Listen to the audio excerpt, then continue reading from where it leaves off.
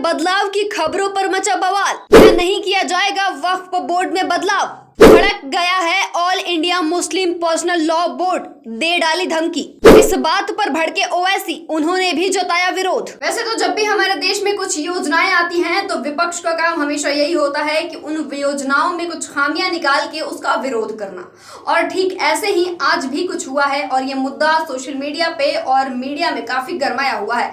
नमस्कार, मैं नेहा द्विवेदी और आप देख रहे हैं सच टॉक्स। जैसा आप जानते हैं कि वक्फ बोर्ड के बारे में सभी को पता है, वक्फ बोर्ड क्या होता है सबको पता है।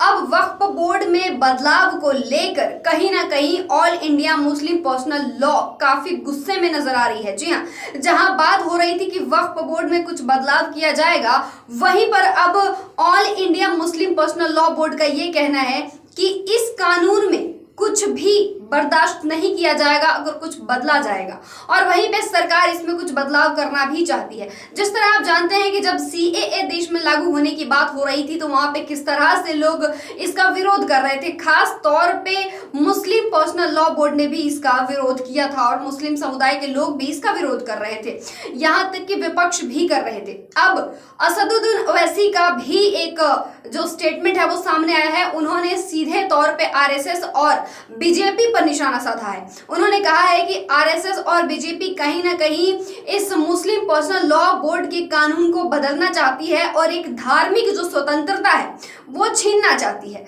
क्या है पूरा मामला और क्या कुछ कहा उन्होंने, देखिए हमारी खास रिपोर्ट। जब भी देश में किसी मुद्दे पर बात होती है तो उसमें विपक्ष का काम ही होता है विरोध करने का।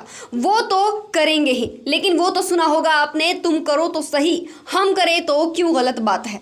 जी हाँ, ये बात इसलिए हम कर रहे हैं क्योंकि अभी जब देश में सीएए लागू होने वाला था तभी से इस बात का विरोध हुआ था और करने वाले भी मुस्लिम समुदाय के लोग ही थे। और आज जब देश में वक्फ बोर्ड में बदलाव की बात की जा रही है तो all India Muslim Personal Law board ने फिर एक बार ये बात दिखा दी है कि वो जैसी स्थिति में हैं उसमें ही उनको रहना पसंद है।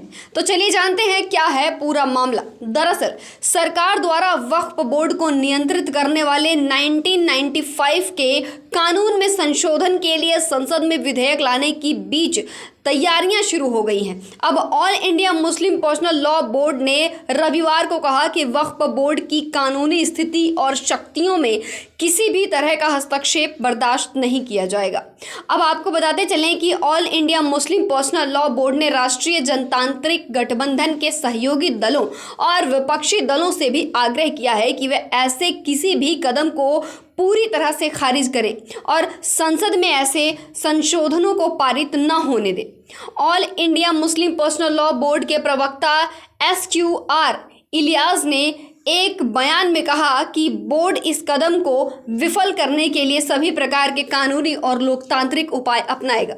सूत्रों के मुताबिक सरकार वक्फ बोर्ड को नियंत्रित करने वाले 1995 के कानून में संशोधन करने के लिए संसद में एक विधेयक लाने वाली है ताकि इनके कामकाज में अधिक जवाबदेही और पारदर्शिता सुनिश्चित हो सके तथा इन निकायों में महिलाओं की अनिवार्य भागीदारी हो सके। इधर AIMIM चीफ असदुद्दीन ओवैसी ने आरोप लगाया है कि एनडीए सरकार वक्फ बोर्ड की स्वायत्तता यानी कि अधिकार छीनना चाहती है।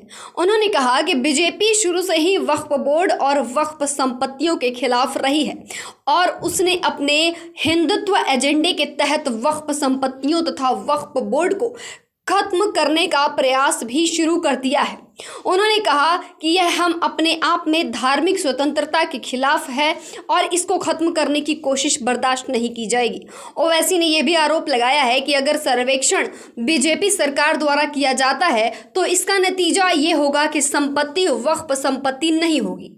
ओवैसी ने कहा कि देश में कई दरगाह और मस्जिदें हैं जिनके बारे में भाजपा आरएसएस दावा करता है कि वे दरगाह और मस्जिदें नहीं हैं। उन्होंने कहा कि कुल मिलाकर अगर मीडिया की खबरें सच हैं तो मोदी के नेतृत्व वाली सरकार मुसलमानों से वक्फ बोर्ड की संपत्तियां छीनना चाहती है। इस बीच अल्पसंख्यक मामलों के पूर्व मंत्री और वरिष्ठ भाजपा नेता मुख्तार अब्बास नकवी ने रविवार को एक्स पर लिखा, वक्फ की कार्यशैली को टच मी नॉट यानी कि अछूत की सनक सियासत से बाहर होना होगा। उन्होंने जोर देकर कहा, समावेशी सुधारों पर सांप्रदायिकवाद ठीक नहीं है।